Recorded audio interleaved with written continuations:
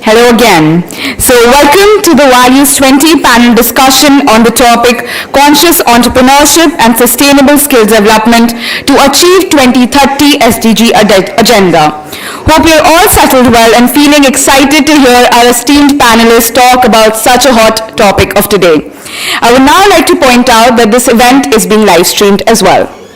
So, to start off this event, I would now like to request Mr. Shivvikram Khenka, one of the founding members of the Values 20 group, to come up to the stage and give the opening remarks.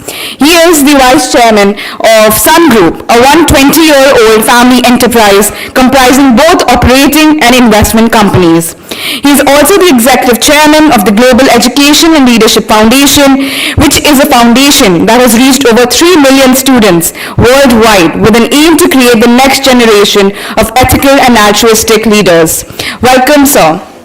Please give a whole big round of applause to Mr. Shiv Khenka.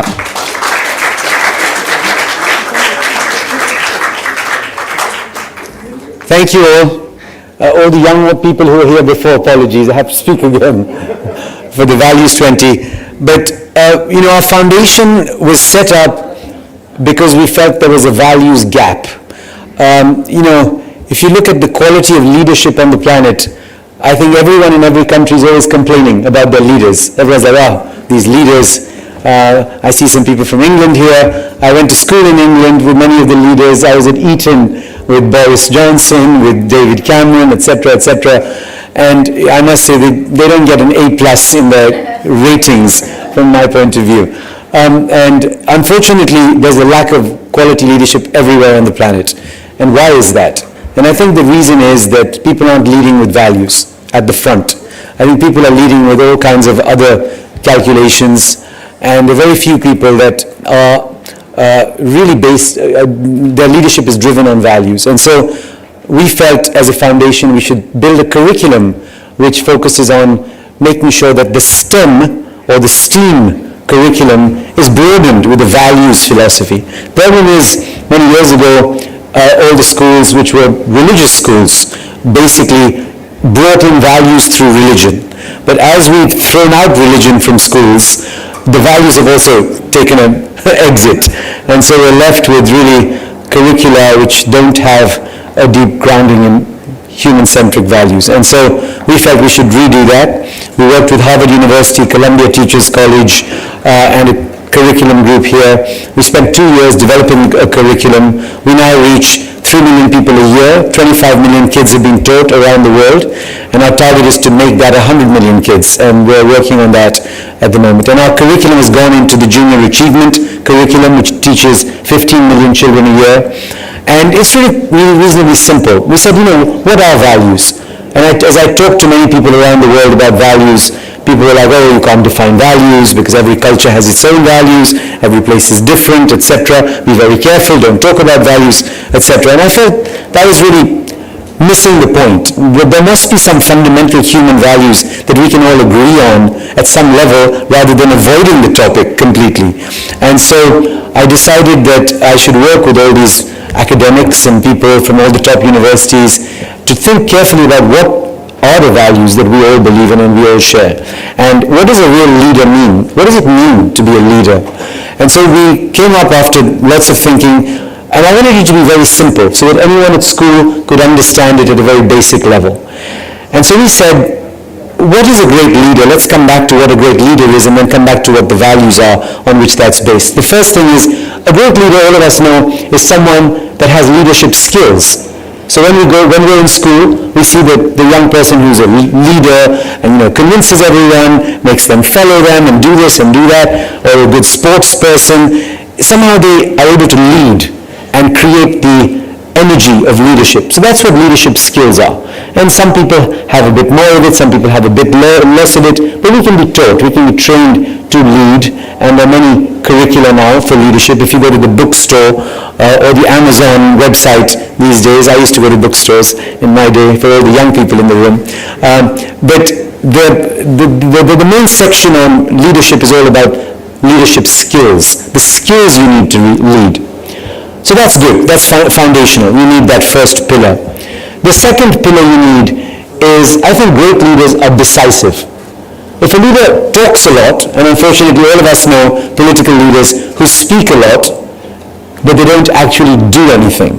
They talk and talk and talk and convince everyone they're going to do lots of things, but then actually when they get elected, etc., they don't do anything and then gets very frustrated. So I think the second great pillar of leadership is decisive action. People who lead, who take risk and do something.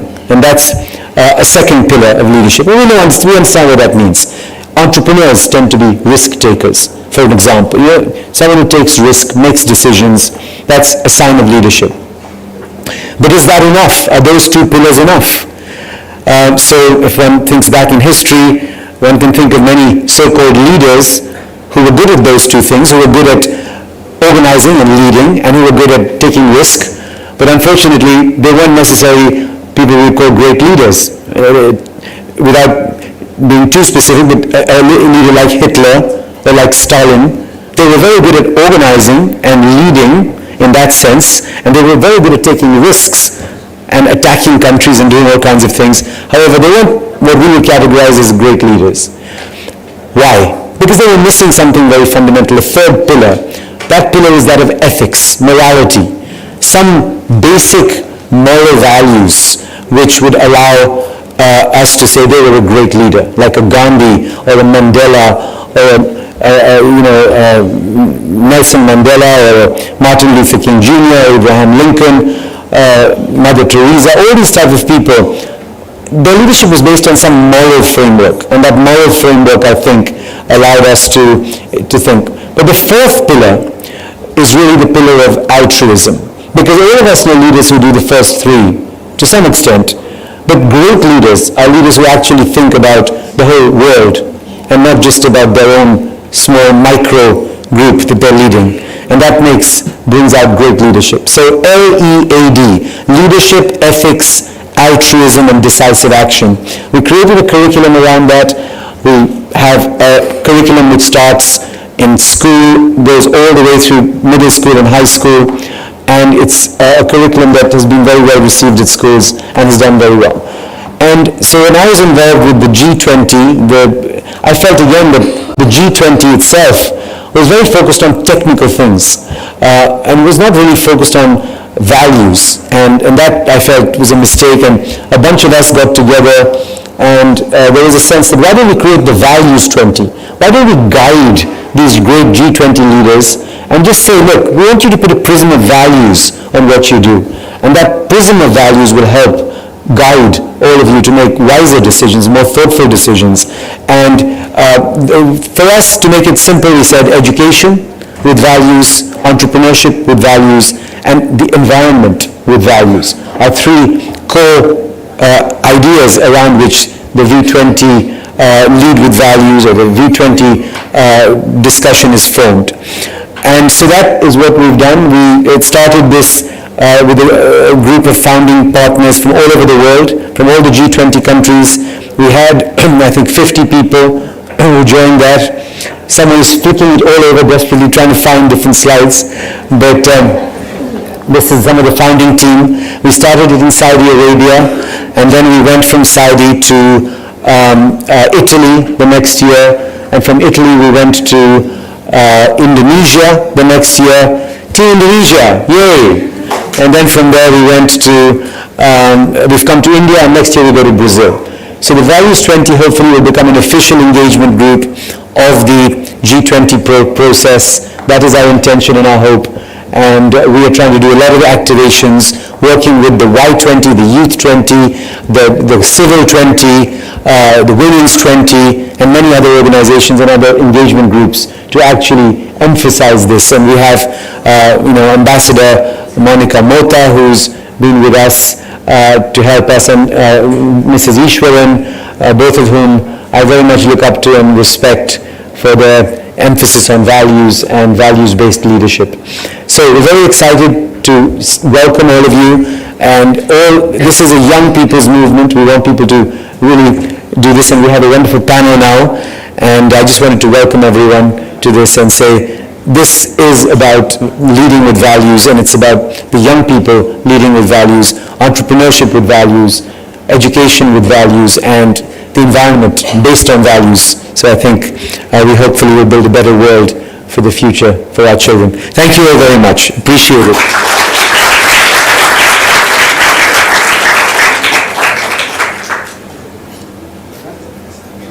India, home of 1.3 billion people, is a confluence of religions, traditions, and customs. A thriving global center of technology and the world's largest democracy. As one of the oldest civilizations in the world with a rich cultural heritage and diversity, and as the fifth largest economy in the world, India is proud to assume the presidency of G20. As the country blooms into a new era, we look to another poignant symbol for humanity to emerge victorious from its challenges. Lotus, the national flower of India, representing our culture, history, and heritage. A poignant symbol for humanity to emerge victorious from its challenges. And the inspiration for India's G20 logo design.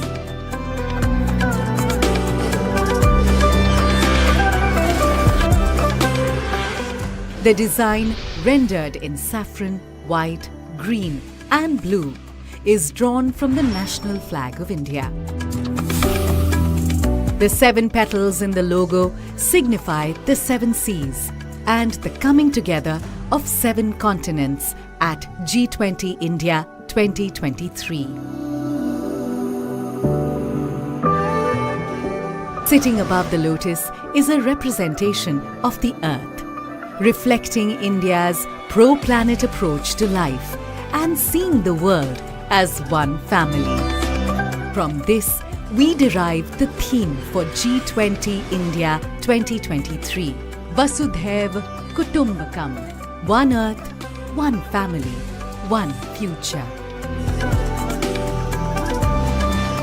A theme that brings the G20's focus on shared global growth, while being in harmony with nature. G20 India 2023. One earth, one family, one future. Vasudhaiva Kutumbakam.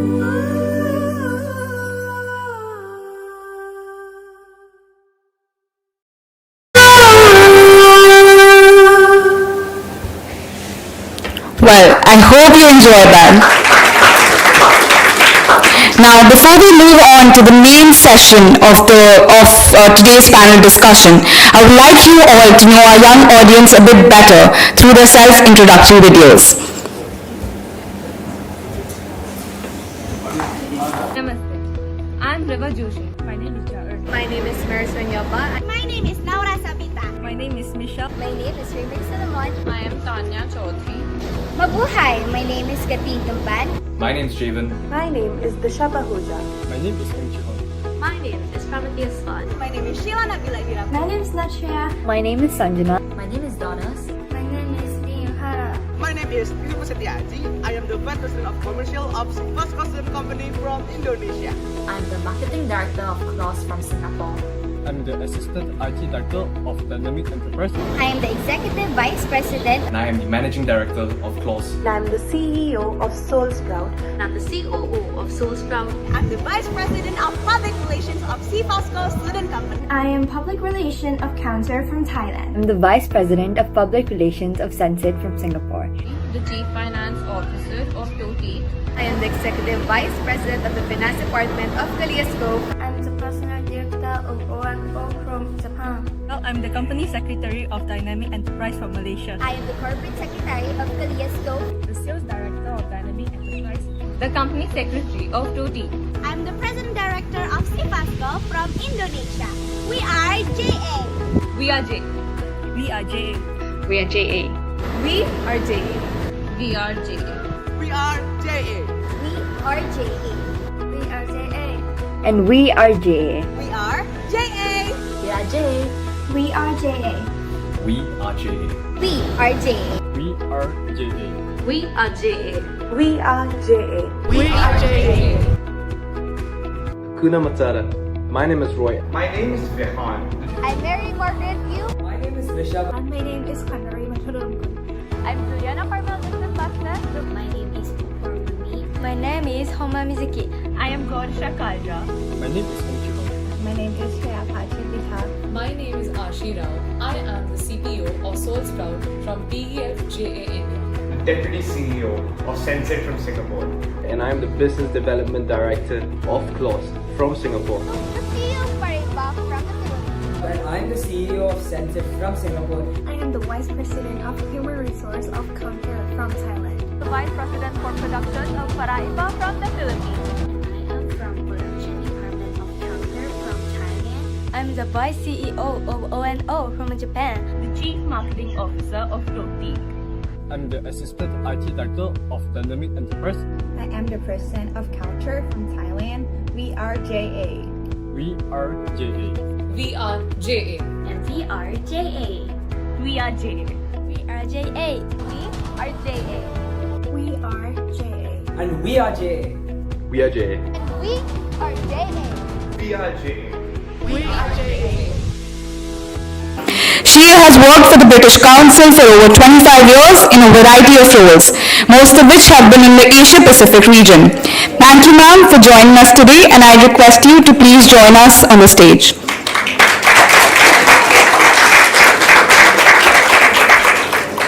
I would now like to welcome Ms. Smita Mishra.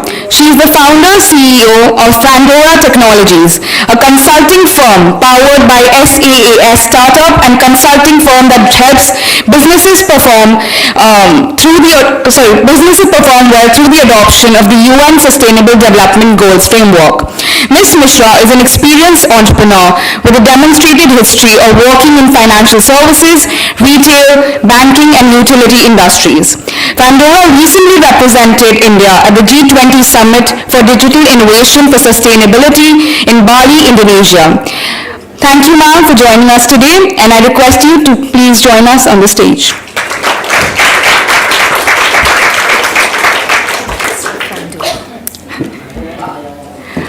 I would also like to welcome Mr. Rajiv Gupta. He has over 33 years of diversified experience in Indian financial services, and he currently holds the role of President for Policy Bazaar Fintech Limited, where he is responsible for driving new strategic initiatives, public policy, and risk management across the group. He is also responsible for identifying group's key policy and regulatory issues to drive policy advocacy by engaging directly with the government policy makers, regulators, industry associations, and other strategic stakeholders. I request you, ma'am, to please join your, request you, sir, I'm so sorry, to join your fellow panelists on the stage. Great job. Our fourth panelist for the evening, Mr. Varun Jhaveri, who currently serves as an advisor to Youth 20 India and was formerly the head of the Indian delegation for Y20 2022 to 2023. He runs his management consulting practice in the areas of healthcare, impact capital, and digital financing. Earlier, he worked with the Asian Development Bank, wherein he was deputed to the Government of India as an officer on special duty at Ayushman Bharat. Varun is also a Bill and Melinda Gates Foundation SDG goalkeeper. Thank you, sir, for joining us today, and please join us on the stage.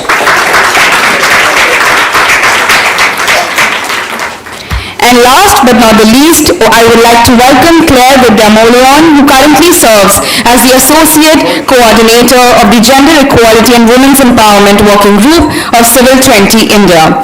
The focus of the working group is centered on 6 interconnected sub-themes that approach gender equality from the perspectives of education and skills, economic empowerment, and sustainable livelihoods, to name a few.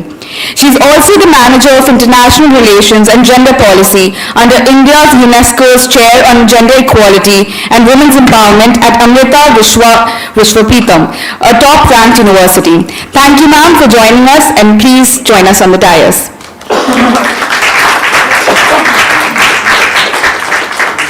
Our moderator for today, Mrs. Gowri Ishwaran, is an innovative educationist with over 30 years of experience in leading schools in the India schooling system.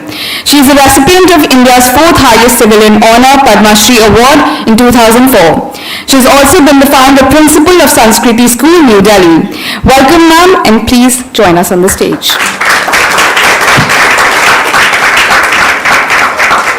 Hope you all have a great learning experience through this panel discussion, and let the discussions begin. Thank you.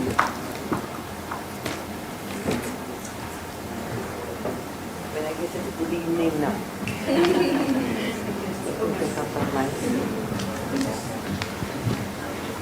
So good evening everyone, and welcome to our esteemed panelists, and I hope we have a really fruitful discussion, because the topic that we have for today may sound a bit long, but it has a lot of meaning. That is conscious entrepreneurship and sustainable skill development to achieve the 2030 SDG agenda.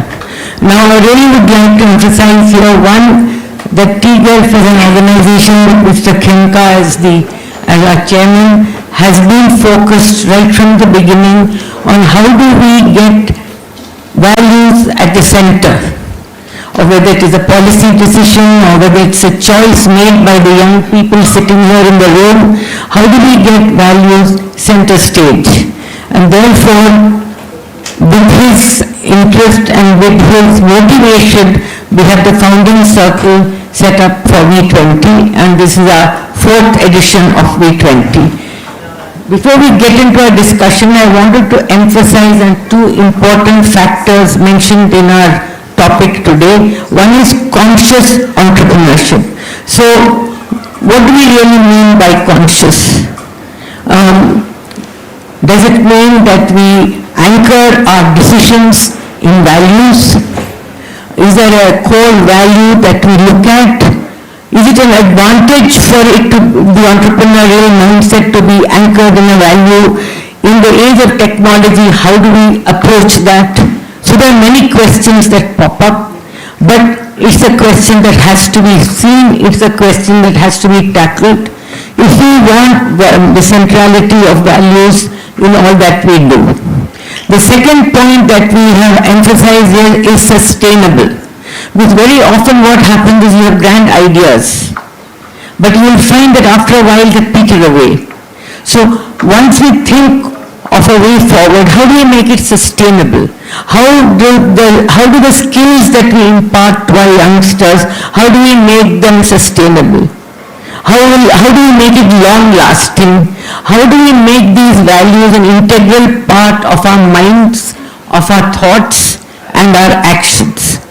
So these are the issues that we are going to be looking at today, and we have got a wide range of persons here. Some of you are experts in climate, in education, in entrepreneurship, in politics, in various fields, and I think the young people sitting here, if they are able to share your perspectives, if they are able to hear from you, it will help them and guide them in the choices that they have to make in life. We have to keep in mind that the young people of today are going to face a much tougher world and much tougher challenges than you and I would be facing today. So therefore I think it's our duty to invest in the young and to give them the tools with which they can set right the wrongs that the earlier generations have committed. So therefore I look forward to a really happy, I'm using the word happy also, so it's a happy discussion. And we'll start with Alison, because I think Alison can throw some light from the educational perspective as well. Now the format is that there'll be one question that will go around, and then there'll be 2 questions per panelist with a concluding remark at the end. and we hopefully leave enough time for the young people to ask you all questions and clarifications. So Alison, tell me, how do values of cross-cultural collaboration, dialogue, and cooperation in education contribute to the development of an entrepreneurial mindset? Great, thank you very much, and thank you so much for inviting me. It's a pleasure to be with you today. Namaste, aap log kaise hain? You're listening? So, I came to India when I was 26 years old, and I think I came with an entrepreneurial mindset. I had a very clear idea of what I wanted to do, and a very clear idea of what I wanted to achieve. And they are probably two of the most important things: to have a passion or a sense of direction, and to use data and evidence and knowledge and information to help you come up with those decisions. So I have two children. My son is 16, my daughter is 20, so I give them the same advice.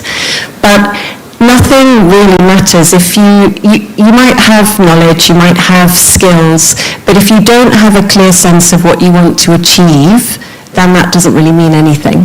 So one of the key questions, I think, is to ask yourself, what do you want to leave behind? What do you want your legacy to be? What difference do you actually want to make in the world? And how can you make choices now that will help you achieve those differences? And that sounds quite challenging, but actually if you can follow your passion, use your skills and knowledge, and help make decisions along those lines, then you hopefully will be on the right track. So I work for the British Council, and our role is to support cultural relations. And we spend a lot of time trying to explain what that means to people. But essentially, it's about creating channels and connections between young people in different countries and using those opportunities to create opportunities for you to learn more from each other, to understand what it is to be in another person's shoes, to build a sense of understanding of difference and mutuality, and to use those values, that understanding of difference, that appreciation of mutuality, to guide the decisions that you make, so that you make decisions that are the right decisions for the world, as I was saying before. So it's about your passion, it's about your knowledge, it's about your skills, but it's also how can you make decisions that will enable a better future for everybody. Research that we've done shows that if you have an international experience or some kind of international exposure, you're more likely to make decisions based on values.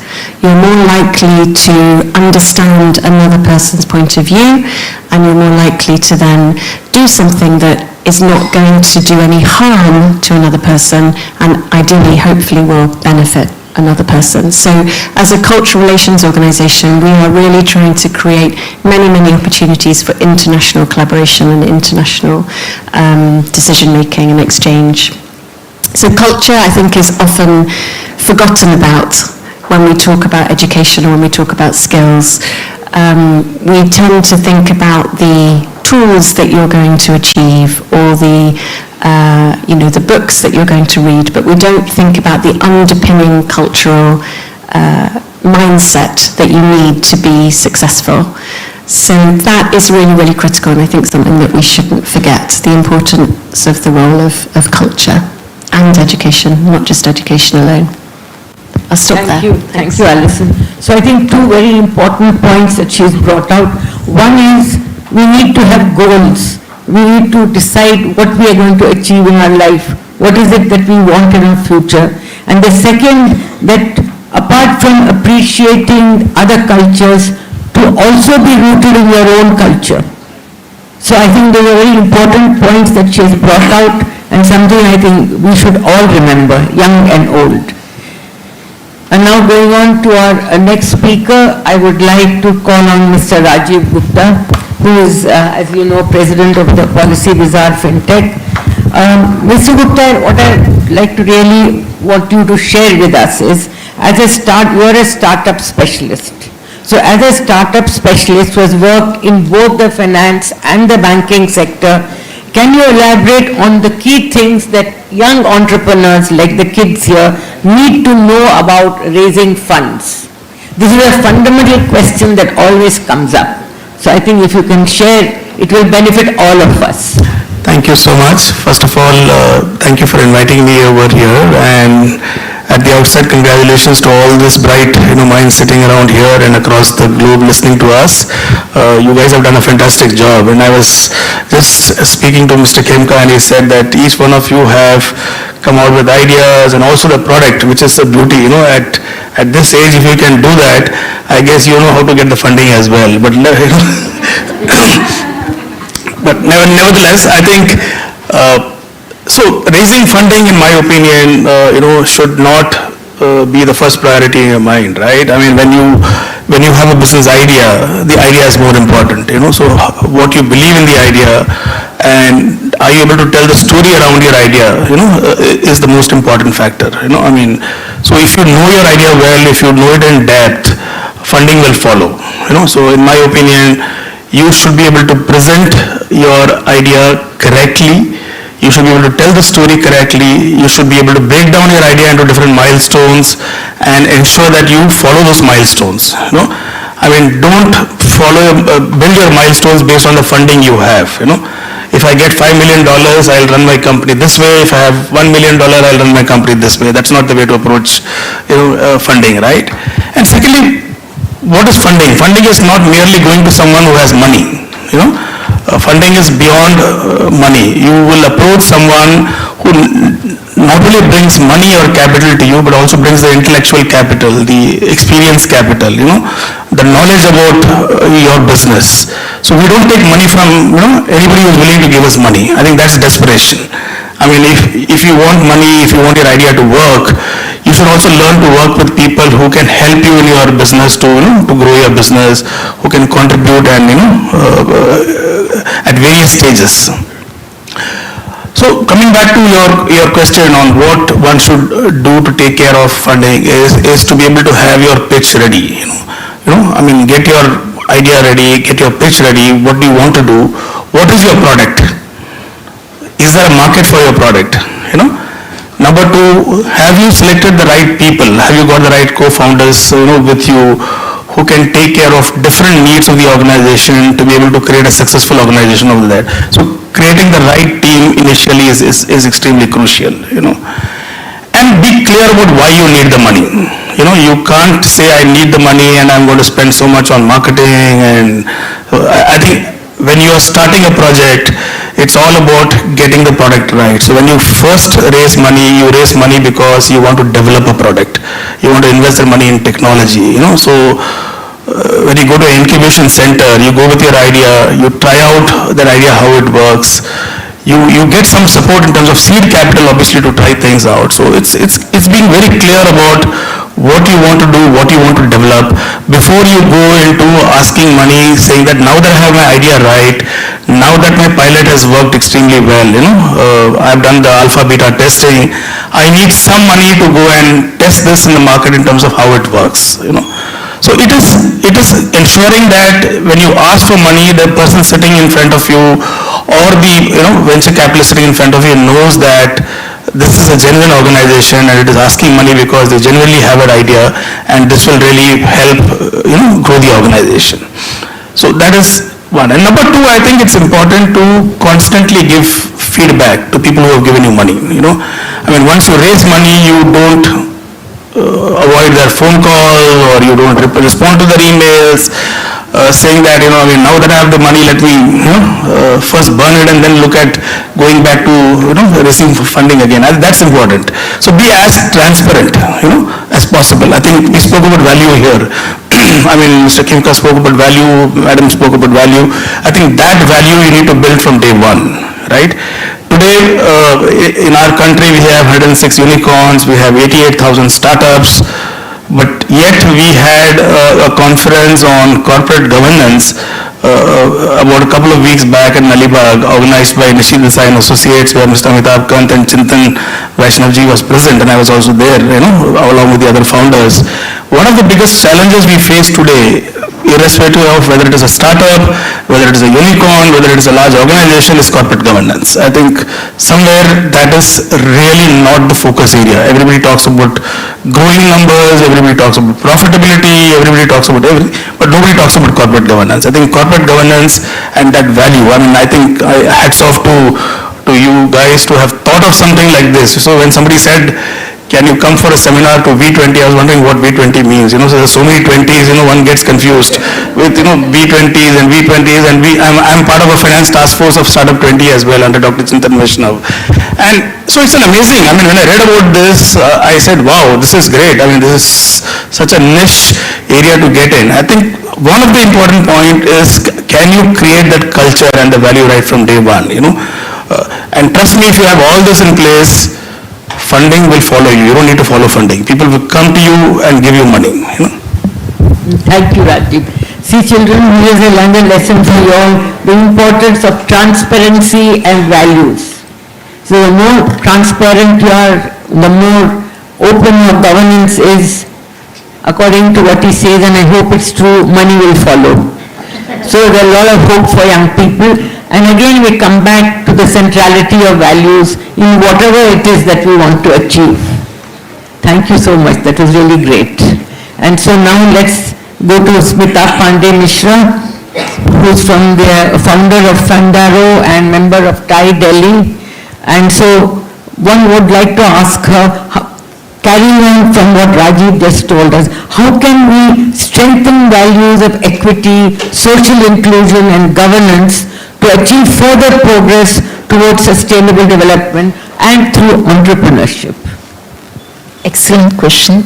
And let me just add to what you just completed your last sentence, that was money will follow if you follow value.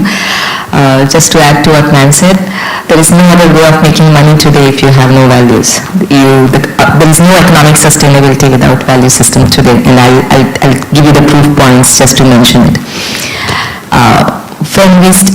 If you look at equity, environmental change, degradation, social impacts, all these issues that you just brought up, that how can entrepreneurship impact it? The thing is, these are pressing issues. We all want to reverse all the negative impacts, whether it is in terms of climate degradation, whether it is in terms of poverty, hunger, poor access to quality education or to healthcare. You need two things to make a change, right? The intent and resources. If you have both, you can probably make an attempt at bringing the change. Entrepreneurs, by basic nature, are resourceful people.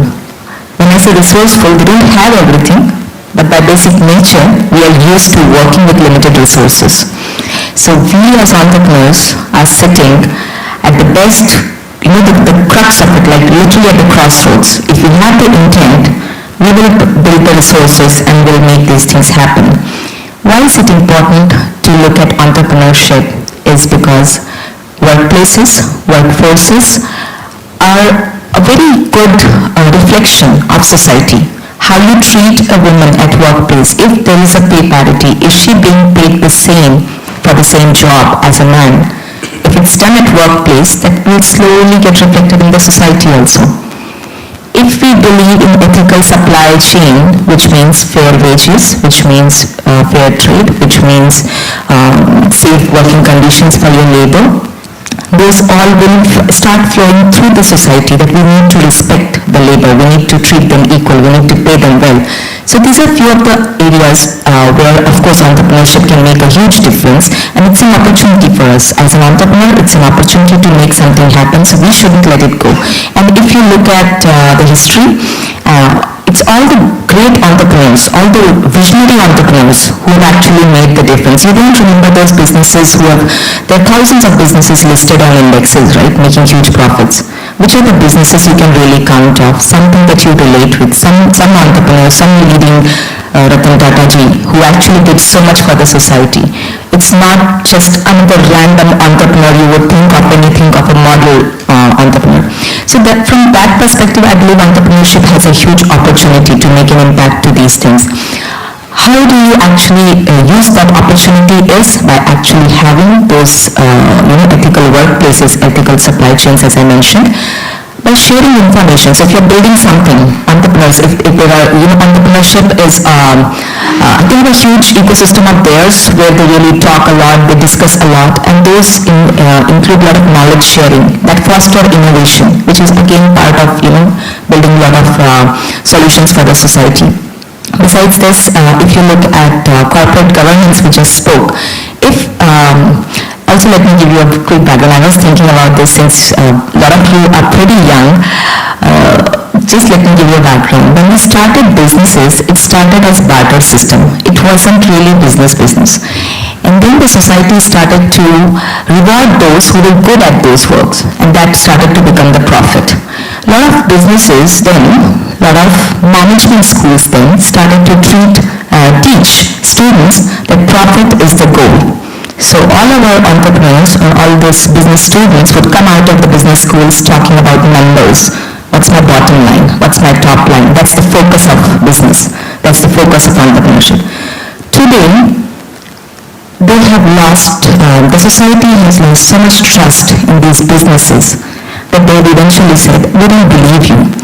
You're only, in the name of development, you're only corrupting this society, you're degrading my resources, natural resources. So here on, you will have to make disclosures. Not just your financial disclosures, but your non-financial disclosures. So these, you need to know when entrepreneurs are working today, it's not easy for them to, at least the change has begun to happen, it's not easy for them to have not a good governance and still walk through. I mean, of course, people still do it today, but it's only getting tougher. Society is writing off such businesses. It's not the regulatory bodies. Regulatory bodies will take time. But customers are beginning to see through. Customers don't want to see such businesses which are not doing well. So entrepreneurs again have to prove that they are being ethical, they are being transparent, they are dependable partners for the customers, for the new talents. And most of the young people, I mean, entrepreneurship is thriving on talent. You can only build a good business if you have the right people. And the right people today do not want to work with a business which is not a purpose-led business. If you do not have a purpose-driven business, you're going to lose those talent, you're going to lose those customers, you're going to lose those markets which are clearly saying, pay the carbon tax if you're going to export to my market. Those are things which are happening. So from that perspective, I see entrepreneurship as a great opportunity to help the environment, the society, and the governance part. And as Shiv sir said, value system here, I think this is the perfect platform. Values, I'm surprised values is not integral part of G20 yet. It should be, because there is no other way of surviving and making businesses happen today if you do not have value system, if you're not thinking of society before you. Thank you, Smita. That's really enlightening. So children, you noted again the centrality of values, that the whole way of conducting business is changing, not because the businessmen want to change, but society is demanding. They want more transparency, they want to know how it's functioning, they want to know what you are doing about the environment. So things are undergoing change. So whatever you children are thinking of and the projects you want to bring out in the future, do keep in mind what Smita has had to say. Thank you so much. That was really great. And so Varun, now we come to you and we jump on to a different context now, in the sense that considering your many fields of expertise which our MC did inform us about, can you give us some insights into what impact investing in and how to contribute to the creation of young entrepreneurs? As you are from Y20, I thought you would be the right person to answer this. No, thank you. Thanks a lot for that question. And, thank you for actually inviting me here.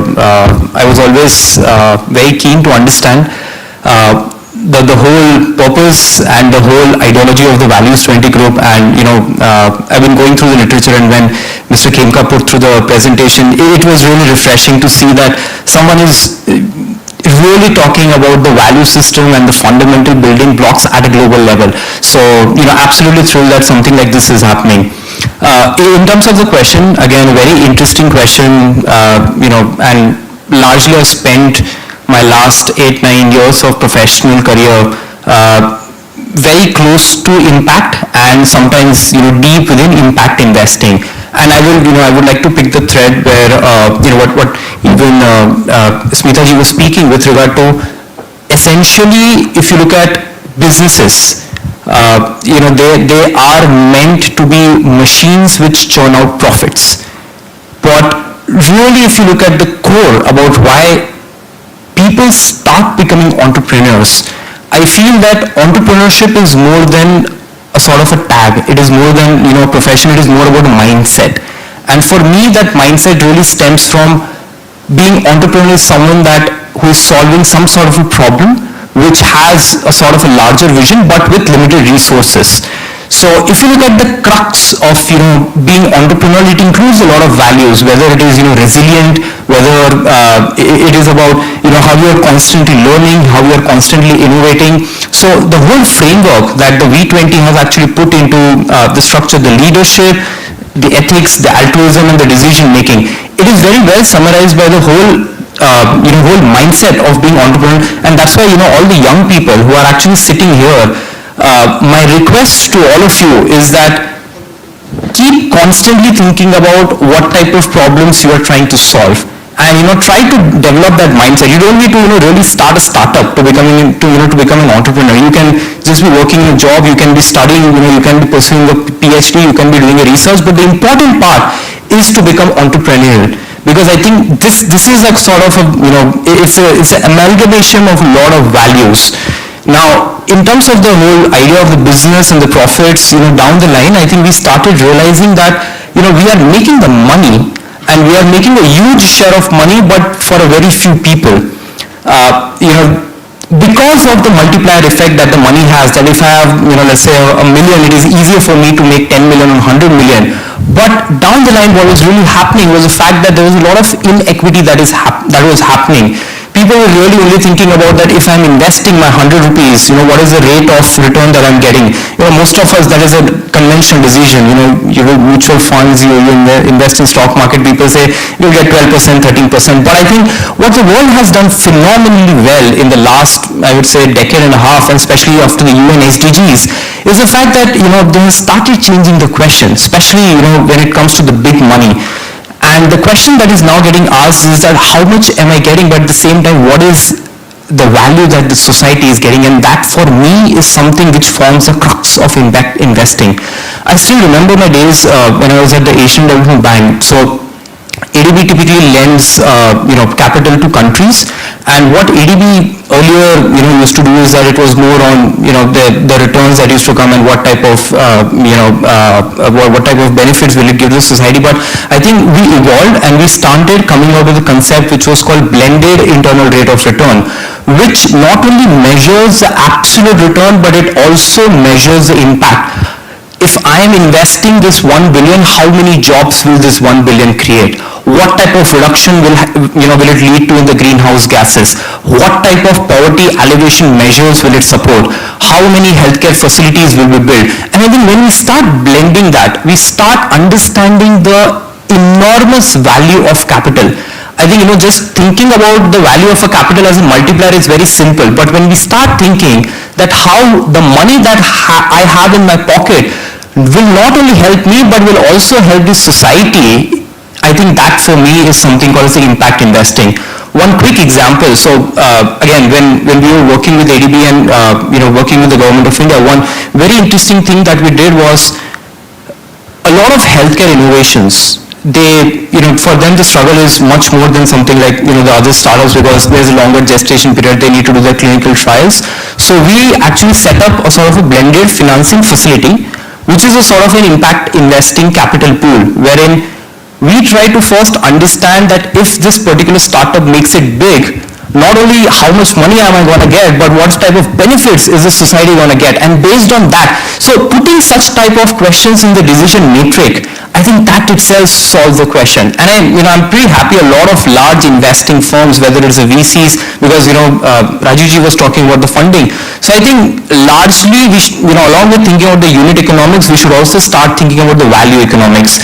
That if I am what is my profit, loss, EBITDA, all those things, that is going to be always there. But at the same time, if I am solving this problem, what type of transparency, what type of equity, what type of accountability, and what type of improvement in the standard of living is this particular problem solving doing? I think that for me forms the basis. Of course, it is a much more complicated, sort of a concept which is there in terms of impact measurement, matrix, and I can speak the whole day. But for me, especially the young audience, start thinking about how to be entrepreneurial and start thinking that the money that you have in the pocket or the money that you are going to earn, how that is going to benefit you and the society. If all of us are doing that, then all of us are in some way becoming a, one way or other, some sort of an impact investor. Thank you. Oh, thank you, Varun. I think that was absolutely wonderful. And to the point, young children, in simple terms, remember what he's been trying to tell you is, most of us, when we pick up new projects, we are all very bothered about the inputs. We talk about the inputs. But what really makes the project become a success is the output, which is what he is explaining to you as the impact. So the output, the measuring of the output is critical in any kind of an entrepreneurial project that you take up. So thank you so much, Varun. I think we have all learnt a lot. And so we have Claire now to speak to us from Civil 20, deals a lot with gender equity and women empowerment. So I think it is appropriate that you talk to us about that and what is happening in Civil 20.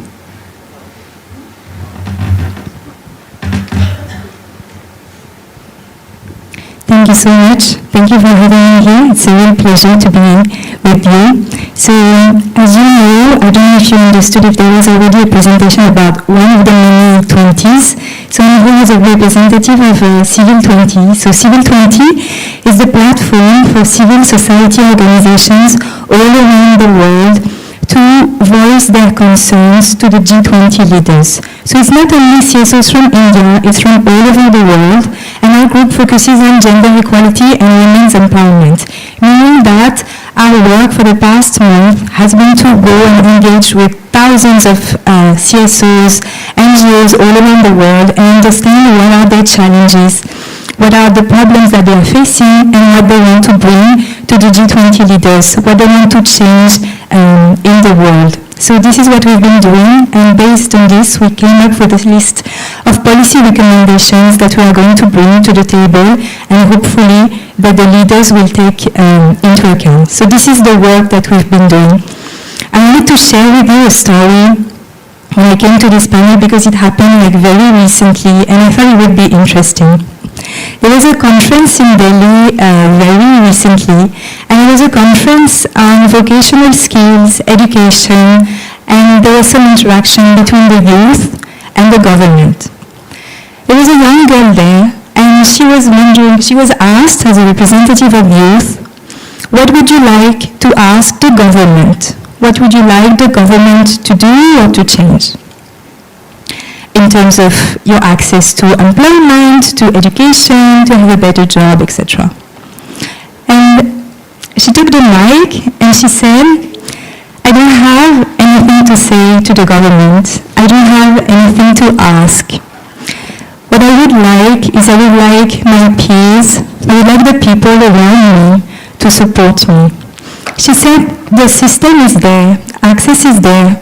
The problem is that I would like everybody around me to support. When I go to my dorm at night, I would like to make sure that I reach safely. When I take the bus, I would like the bus driver, I would like the people in the bus to make sure that I reach.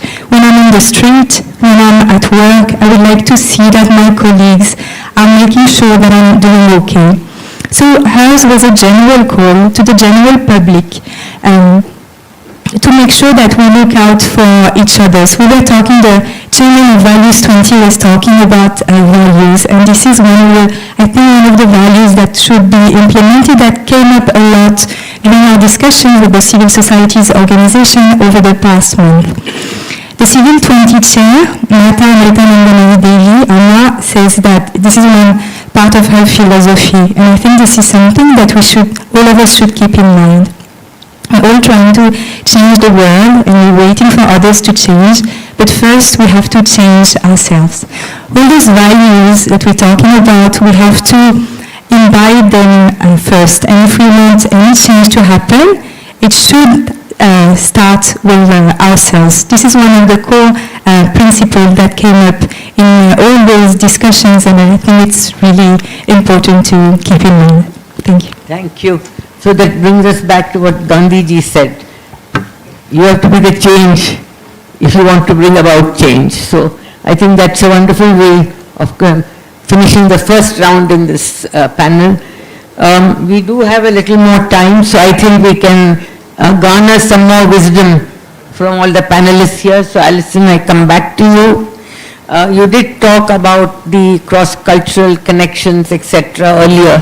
So could you elaborate on the role of engaging and supporting international mutual partnerships so that we can share knowledge, practice, expertise, technologies, etc.?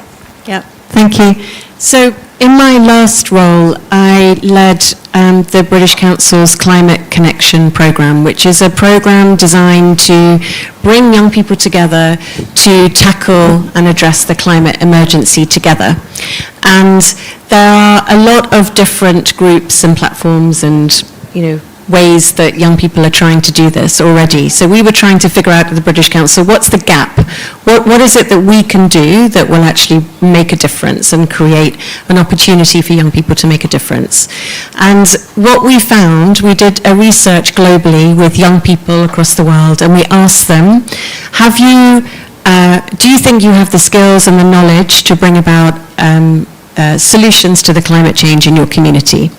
And of all of the young people we surveyed around the world, and British Council works in over 110 countries globally, 75% of them said, yeah, we have the skills, we have the knowledge, we know what to do, but what they didn't have, and 69% of them said that they had never participated in any climate action, but they thought that leaders couldn't do it on their own and couldn't do it without them.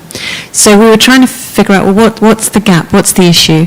And the gap was that these young people felt they didn't have the confidence, they didn't have the networks, they didn't have the platforms, they didn't have the opportunity, or perhaps they weren't really sure what specific part of climate change should they focus on. So they might know if they're living in a southern part of India that desertification is a challenge, or water table, water scarcity is an issue, but they wouldn't really know how to address that particular issue in their community because they didn't really know the entry point.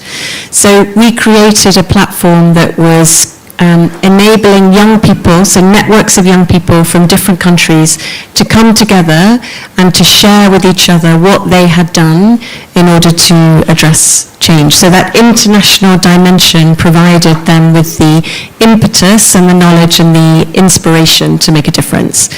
But it wasn't just the global or the international, it was also the very hyper local. So one of the things we did, for example, in Calcutta, working with a young group of people, was to help build their appreciation of diversity and biodiversity. But we didn't take them to Periyar National Park or Kanha National Park to look at tigers. We just took them to the local park in the centre of Calcutta. They went with wildlife photographers from India who are very experienced in their field, and they spent 5 days just learning about the biodiversity at their doorstep and the contribution that diversity can make to solving sort of bigger problems. Then they photographed it, they had their exhibition in the Victoria Memorial Hall, which was amazing. So it was the hyper-local, the international, the platforms, the networks that really made a difference. Thank you. So we finally got an introduction to what we can do where climate change is concerned, and I think this bringing global partnership is really the way out. And I think entrepreneurs who look for solutions for the climate problem will really be an asset for our future. Can I request all speakers to speak for not more than 5 minutes because of our time constraint. So Mr. Rajiv Gupta, coming back to you now, how much importance does including a value. You've already spoken about the governance part, so I'll go to something else. What measures has the Indian corporate sector taken to transition to a value-based approach in its financial activities? So, ma'am, I think if we go back, a few years back, when somebody asked you what is the value or culture of your organization, very often you will find blank looks. Because probably people working in the same organization did not know, what is their culture. So this question would be coming from somebody, and you say, oh, culture. So probably there is a culture, there is a value, but nobody was aware what the value and culture was. So somewhere it's important now that the organizations have realized, why deciding on your, values and sharing those values across your, stakeholders is so important, so that everybody believes in, in those values. For example, if I take my own example of Policy Bazaar, the PB Fintech group, which runs Paisa Bazaar and Policy Bazaar. For us, the core values have been decided and shared, with everybody.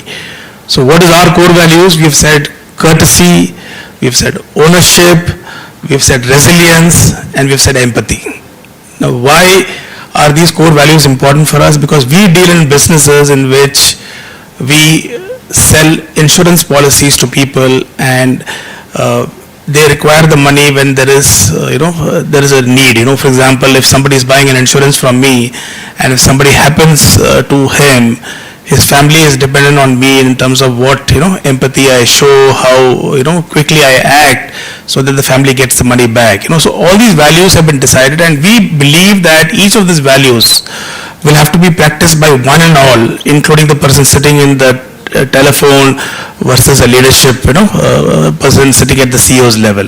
So firstly, it's important that if you want to get the values and the culture, practiced in any organization, it has to start from the leadership, right? The CEO has to start that culture. I am told there is an organization, globally, in which the CEO shares the story of a value which an employee has practiced at the work life every Sunday to all the other employees. Now that means sharing stories of how somebody has practiced value across all the organizations again reinforces the fact why value is important, so that everybody believes that yes, this is something which we practice, Written down values, clear blueprint of what the values are should be available with each employee, That's equally important as well, Well, you have an admirable business then, but tell me, across the Indian scenario, how many businesses really follow what you are doing?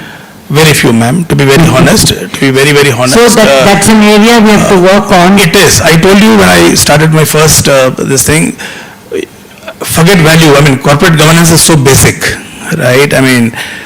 You'll be surprised, a lot of unicorns don't have a well-defined corporate governance, forget startups. So I think that's something which, unicorns is, I'm talking about the startup environment, but if you look at organizations overall, I think this is something which is missing, And so what do we do about it? So ma'am, it's important that, obviously the more we talk about it, the more we share about it, the more, the people at the top realize why this is important. Organizing seminars like what we did for the corporate governance, highlighting why this is important, because everybody talks about profit, everybody talks about growing numbers, doubling numbers, numbers at any cost, profit at any cost, integrity, no integrity, I think that is where the problem lies, right? Today it starts from home, right? How often do we encourage integrity in our house? What is integrity? Integrity does not only mean money, right? Integrity is how true you are to whatever you do, So do I encourage saying lies? Do I say a lie to my child because I want to run away from a problem? That's where integrity starts. So right? Going back to education. Absolutely. Education from home, education from, your office. So if you encourage people to give you wrong numbers, what will you achieve tomorrow? I will do 200 numbers, because if I don't say that, I'm going to get pulled up by the boss. So I'm going to build that culture of telling lies right from day one. So I think the culture is important. What we practice? So we come back to education. So school education with values thrown in is of primary importance. So Varun, then what he has said leads me to ask you, how is Youth 20, that's Y20, well, how do you think that can promote this through policy, through government policy and decisions and... Yeah. No, I think that's a very interesting question, ma'am. And even what Rajiv said, super important. I think when it comes to inculcating values, how I see this is 3-4 things. One is having a very clear-cut sort of a communication. Whether it's in a corporate, whether it's in government, wherever, even if it's in a home, a parent need to communicate what are the basic values of the home, right? Second part that I really see is committing. That once it has been communicated, how intensely you are committed to actually imbibing and exhibiting those values. And the third is compassion. In terms of compassion, I feel a lot of times, especially startups, such a fast world it has become, every day there are new and new tools which are backed by artificial intelligence. Everyone wants to make, quick money. But, sometimes we forget that we are different because we have a heart which can give us compassion. And I think that compassion is extremely important. So even if you find an employee probably who is not on board with a similar value, how do you exhibit compassion and try to bring him on board? So I think these are the 3 things, but at the same time, what is very critical, and that is something that we are trying to do as Y20, I think it is important to start recognizing people who have exhibited incredible value system. I think that is something that is really missing right now. Like role models. Absolutely. We have coveted list of Forbes 30 under 30. Now, in that Forbes 30 under 30, I would love to see, 30 individuals who have demonstrated tremendous value who are below 30 years of age. They don't need to do something, they don't need to start a unicorn. They don't need to, do some extremely like a double doctorate in, curing cancer. I'm sure all of them are also doing great work. But I also want to see people who have done something great for the community and shown, they have become like a role model for their particular, community in the value system. And I feel because of this, this type of recognition, this type of champions that you can voice, especially in the young people, it creates a lot of impact, a spillover impact in a lot of young people, some of them who are also present here, that when you see that, hey, this person is exactly like me and, he has got this recognition, this is also something that I can do. And as I said before, there is such a cross-cutting thing. You really don't need a particular job to demonstrate value. You can do it in, any form, any shape, anytime, anywhere. And I think that is what is really required. Similarly, even if you look at the startup ecosystem per se, or even the businesses, I feel that the push needs to come from all sides. First, government is always trying to make laws on corporate governance, so there is already that push. But at the same time, when founders, they start getting recognized that, hey, he's a very ethical founder. What Smita ji mentioned about Ratan Tata, a lot of like a role model. So really recognizing that tier of founders, but at the same time also giving a push from the below, that as an employee, the employee needs to be sensitized that if there is an instance when a manager is not demonstrating the value, how can I voice it out? How can I tell him that, hey, you might be wrong here, this is the value system. So I think the idea is to have, all forces come together and then probably, we can probably, take a step forward. So this is what, I think that this is something that a lot of young people would be experiencing, and this is something that young people can probably do, much more easily. So we're looking for role models. Yeah. Yep. So now carrying on from that to Smita, something that I think young people would really like to know, what role does technology play in helping businesses achieve the SDG goals? Because technology is the buzzword nowadays. Absolutely, ma'am. So thank you again for asking that question. Just to if I would just take away the context of SDGs, technology would be the most important part for all these children of ours. How would they pass their time, right? No Insta, no Snapchat, yeah. Okay, jokes apart, technology is probably one of the most founding pillar on which we will be able to achieve SDGs if at all we do. It's the only way to go. Why I say this is, what are our key challenges if we look at? Our key challenges are climate change, rising temperature, planet temperature, water, access to clean waters, that water tables drying up, air pollution. These are all the key challenges we are going. And besides, these are environmental. Besides this, there are a lot of social inequity issues which we are facing. But come to think of it, today, the fact that we are able to predict that we could rise, the planet temperature could rise by 1.5 degrees or 2 degrees or 2.5 degrees, we couldn't have done this without the help of technology. We couldn't even have understood what our problems are without the help of technology. There is so much of data and analytics required. It's not humanly possible to do all of those without any flaws and be able to come to a good conclusion. So technology is important. Now look at ways how we can really leverage it to achieve SDG goals. Think of access to education and healthcare. Technology gives you a digital highway to places, the remotest of places where you may not have the required infrastructure, not the roads for a good doctor to reach that place. Technology can enable a patient in a remote area to access a very renowned doctor in the whichever part of the world they would like to connect with if they have the resources to, at least be able to connect with them. Education. We saw COVID issue, when COVID happened, education was one of the areas where it was, students couldn't even go to schools. They missed at least a year of education. And think of technology as a great digital equalizer where it gives support to those who are probably in the remotest areas and not able to access the quality education. So access to education, access to healthcare, financial inclusion. Think of so many platforms, so many ways that financial literacy and financial independence has been brought through technology. Think of agriculture. Today, agriculture is so important. Why? Because if the planet keeps heating up the way it is heating, we're bound to have 3 to 9 months of drought. What are we going to grow? What are we going to eat? We'll all be like zombies eating each other because we would not have enough food. So it's so important to support agriculture, support agri-tech, bring innovation there, hydroponics, high-yielding breeds of each kind of food. How can we do that without technology? It's important for our farmers to know what's happening next in the environment so that they can prepare themselves accordingly. How do we do that if we don't have satellites, if we don't have sensory, if we don't have images? All of these are part of technologies that help us achieve SDGs.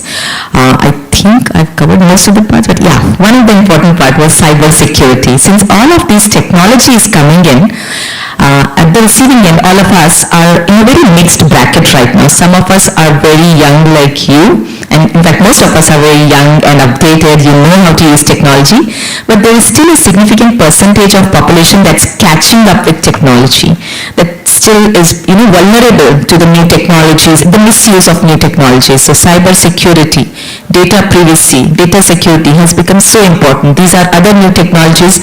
By protecting those vulnerable section of society and be able to still help them use those technologies is also important from SDGs perspective. Thank you. So now you can see the role that technology has to play if we want to bring equity across the planet. So thank you, Smita.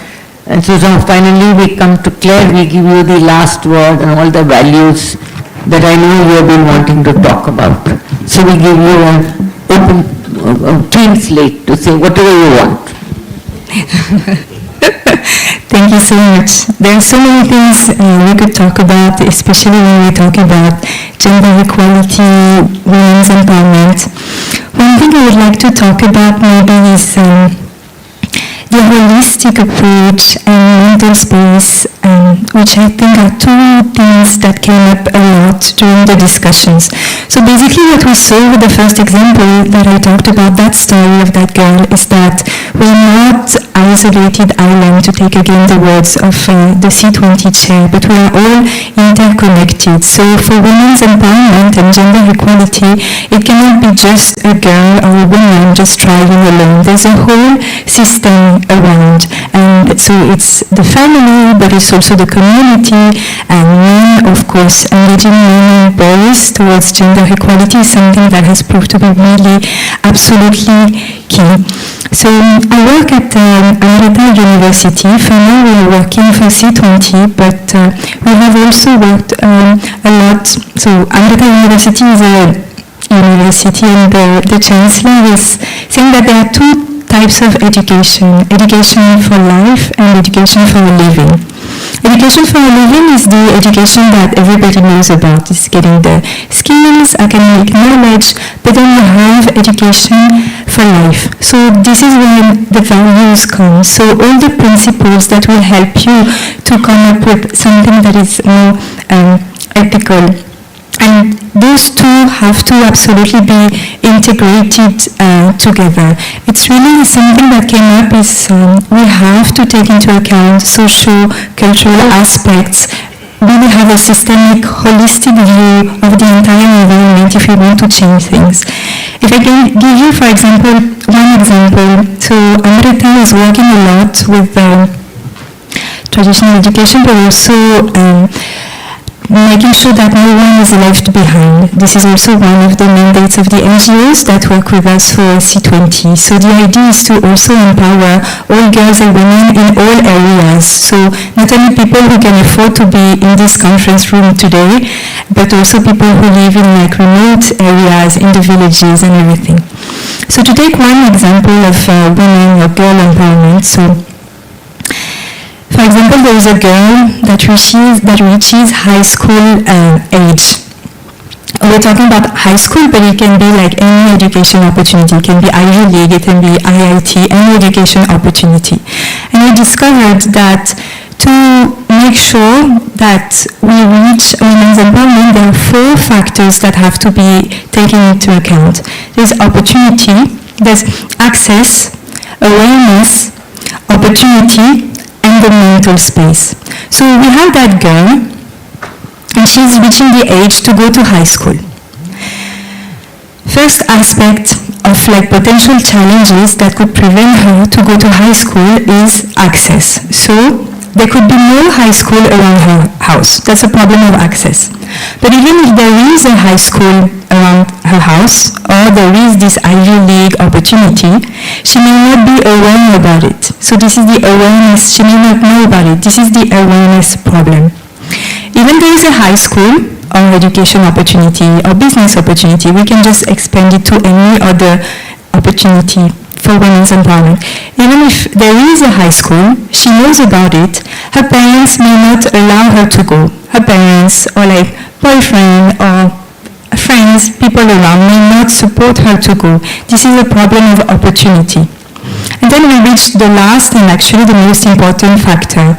There can be a high school. She may know about it. Her parents, her family, her friends may support her to go, but she may feel she's not worthy of going there. And this is the mental space aspect. This is one point that is absolutely critical and that has to be addressed, especially through education, making sure that it is included in the programs, but making sure that, again, this value is imbibed and promoted by all. So this is, again, one of the things that came up the most during C20 and that I wanted to share here. Thank you so much. So education, as you can see, education plays a major role, and values are something that I think have to be part of a school curriculum. But thank you very much, because I think we have covered a wide gamut on the SDGs and values. Are there any questions that anybody would like to ask? I know it's post-lunch and some of you may have had a little nap also. But would any of you like to ask them any questions on technology, on entrepreneurship, on funding, on corporate governance? I think you have enlightened them so much. All the values are seeped in. Yeah, we hope, the panelists here hope that all the values they spoke about have seeped into you all. Even though you were a little somnolent, and maybe you'll think about it, and if somebody wants to ask, yes, okay, you're a young man. introduce yourself first and then ask the question. I'm Rehan from Sensei from Singapore. Nowadays, entrepreneurs are taking CSR really, really seriously. But what about the companies that have been along for so many years and now only because of public attention they have had to take it seriously? Do you really think that they take it that seriously or just doing it as a requirement, or they feel that seriously about the issue? Okay, so there are, thanks for asking this. It is indeed a trend, but I'll say there are two parts to it. One is, CSR is a regulatory requirement. It is not a voluntary requirement. I mean, it can be done voluntarily, but it's a regulatory requirement for for whom it is applicable. In India, there are 3 conditions for it, and if the organization meets those 3 conditions, you are bound to give the 2% to the society, and this is purely to non-profits. You cannot invest this money into your own ESG improvement. This has to go outside the boundary.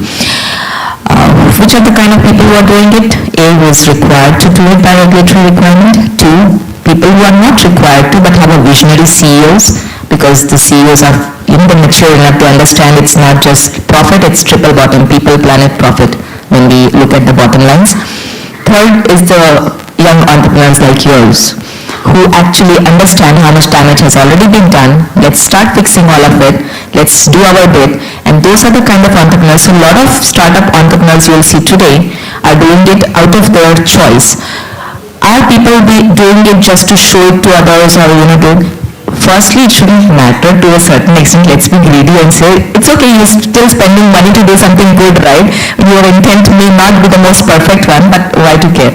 But on the second note, it reflects. Because if you don't have it imbibed in your value system, if you don't have the doing good in your value system, you may spend some money and do it, but then your 98% of revenue, your business operations, the way you run your business will reflect your reality, and if the reality is not doing good, it will show up in your business operations.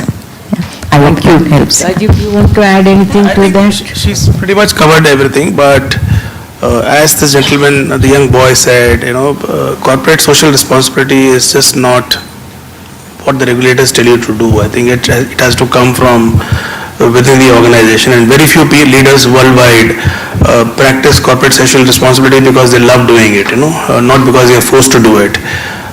You also find people here who use the 2% to give it back to a society and then take it back through the back end.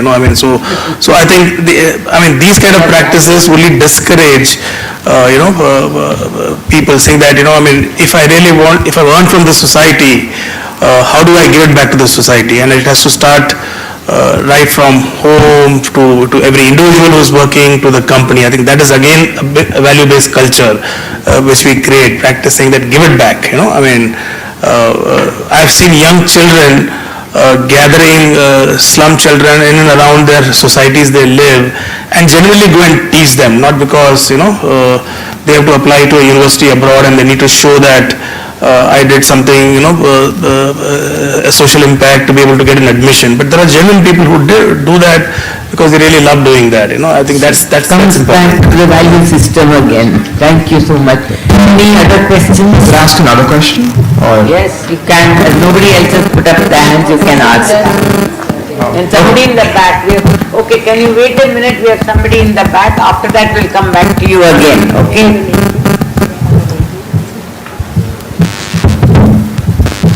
Hi, I'm Shashwat. I'm from Software India. My question is actually about impact investing. How do impact investment firms actually decide that the far-reaching, basically an investment can have far-reaching economic benefits and potential, but it could still be ecologically harmful? Can you repeat your question? It's not coming very clearly. So, stand up with the benefits versus the cons. Maybe I think, but No, that's a very interesting question. So as I said, impact investing at the very end when I was speaking, it is a sort of a complicated prism, and the complication really lies with what you said. So when we are measuring impact, because impact itself is a very fluidic thing, and what you are predicting is the future impact. Giving an example, that if I am going to build, let's say, a certain, let's say solar power plant, what is the type of, people who are going to get energy from it, what is the type of substitution that will happen with fossil fuels. So a lot of it is actually futuristic. And when we are doing futuristic, we also do some sort of a risk modeling with regard to what is the best situation, what is a normal situation, what is a worst situation. So we work within range. So first is that, there are different factors that are considered, including the environmental degradation. So when we talk about the impact, it is not about the human impact only, but it's also about the impact that is going to happen on the nature. So there is a list of multiple factors, let's say how many people are going to get displaced, what type of land erosion is going to happen, if there is a stream passing by, what is the type of impact that will happen on the aquatic life, what is the type of, land substitution that will happen. So there are various factors, and then impact assessment is done based on, talking to people, doing secondary research. If a similar project was done, let's say in other geography, how did those particular results come out? And then there is a range, from worst to the best. And then we calculate that, okay, this is, the quantum of money. What happens, so then we do a sort of a scoring, that if it is worst, what is going to be the score? If it is, best, what is going to be the score? Generally, best is, of course, very optimistic, but if the, the investment per se, it makes sense in the worst particular metric in terms of that I will still get a healthy return, and at the same time the society will still get affected positively, even if everything is going to happen at the lowest level, like let's say the lowest or let's say it will result in a very high displacement of villages. So we consider the worst particular scenario, and then if it is making sense, then we go ahead with that. But it is a longer process. Of course, there is a lot of innovation that needs to be done. So now, even in the impact investing, there is one more sort of a layer that we are trying to peel in terms of how to do innovation in terms of impact investment. So innovative impact investment is something that, a lot of folks are working on globally, but it's of course an evolving sort of a field, and that's why all of us young people, I think this is something that is going to be on our heads, how to figure it out and how to expedite the process of putting the buck. Thank you, Varun. Thank you. I think, you can ask your question now. This will be the last question. I think we are running out of time. So one problem, couple of problems of inculcating new tech with businesses. Firstly, availability, cost, and also implementation. So we learned today that even hospitals in US are still using Windows 98 technology, and to change for even one hospital requires $1 billion of investment. So to get such change, that too in small time period, because this problem, if it goes for a couple more years, and we're in big trouble for sustainability. So how do you say that we inculcate this tech sooner, and if so, how? See, I don't know if it's really $1 billion per hospital. That would be a lot of cost. Okay. Even in US, I would presume, $1 billion per hospital would be a very significant amount, but presume that yes, any kind of change would take certain, resources, whether it is not just money, it could be a lot of other resources which are required. If your question is about how do we still make the change, we could again, much like use the impact assessment prism, do the trade-off, how much is it required, what is the change we are looking at, what is the cost-benefit analysis being done. So any such investment-related or at least resources-related information, investment, where it's not just money, but resources, number of people, I don't know if it's more land, more machines, more in case of healthcare, the latest technologies, whatever it is, it would all depend on what's the benefit of it. Who are the beneficiaries? How much are they really benefiting? And if we see a significant benefit there, then I think we have all the reasons to do it. How do we garner those resources would again depend on whether it is public healthcare, private healthcare, what are your resources. So if you could ask me a little bit more, if you could give me a name, I could do the analysis for you and figure it out for you. Yeah. Thank you. Yes, Alison would like to add. Sorry.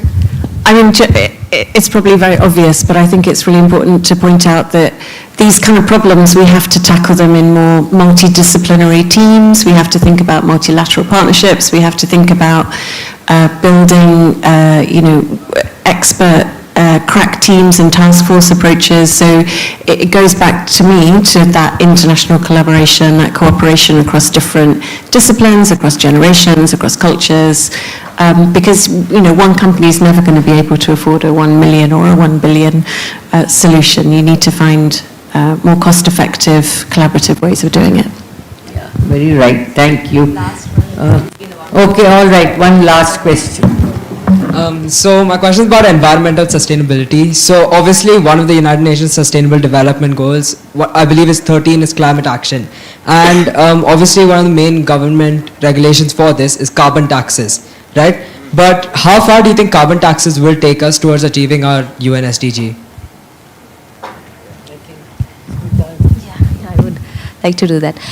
See, you can look at so I hope quite a few of you understand what carbon taxes are. If they're not, we could quickly read through, but yeah, they all know. See, how far can carbon taxes actually take us? It's one of the ways. So don't depend on just carbon tax to solve the entire climate change issues. So one is, let's look at what are the problems and what are the solutions which are coming up. What is happening is the whole idea is to reduce emissions. Doesn't matter which way, the idea is to reduce emissions. Now, what is happening is people are trying to do climate modeling, they're trying to come up with better business operations, they're trying to say that if I want to reduce my emissions by X percentage, I will have to make these changes in my operations.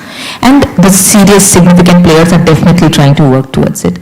But what is happening is, unfortunately, the change is slow. So there are certain governments which are taking a step and saying, sorry, I don't care how you're going to work that out. That's yours to handle. I don't want to contribute towards those emissions. So I'm going to put a hard stop here, and this is what I want. But come to think of it, carbon tax is still, a step further. Before that, people are reducing their emissions. Then there is carbon sequestration kind of technologies that people are leveraging. Carbon sequestration is you absorb carbon and, you put it there in the ground.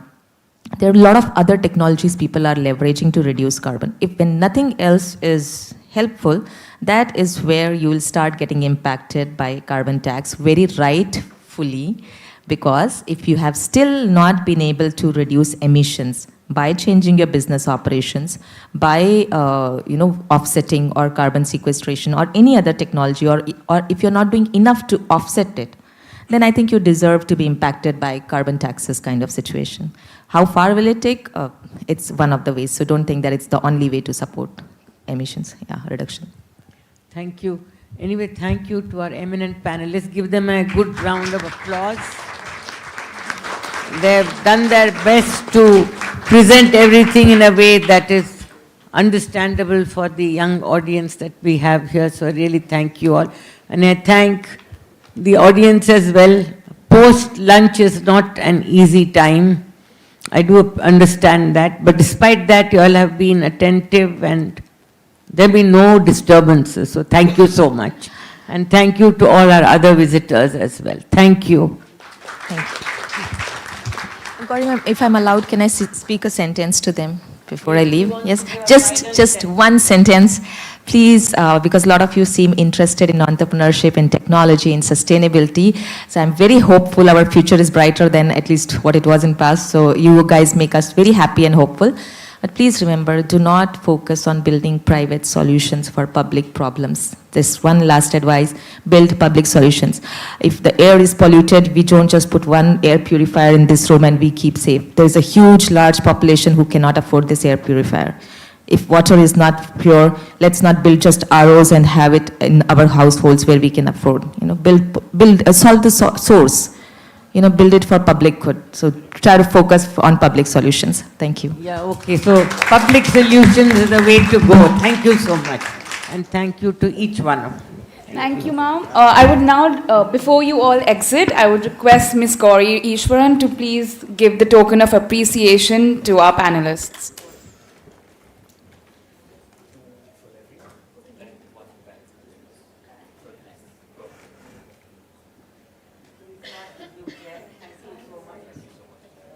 Gun. Two per person and one line. Okay. So you've got one like dancers. and you've got two.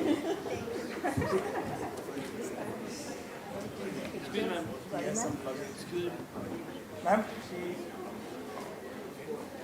everybody get their bags. Smita, thank you so much. Thank you, ma'am.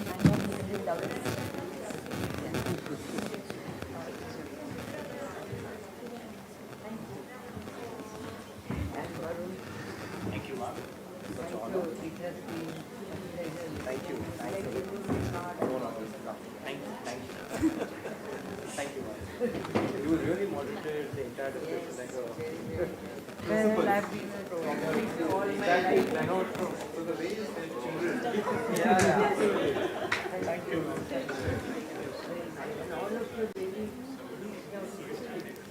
For Ms. Gowri, ma'am, I would request the V20 India Secretariat to please hand the token of appreciation.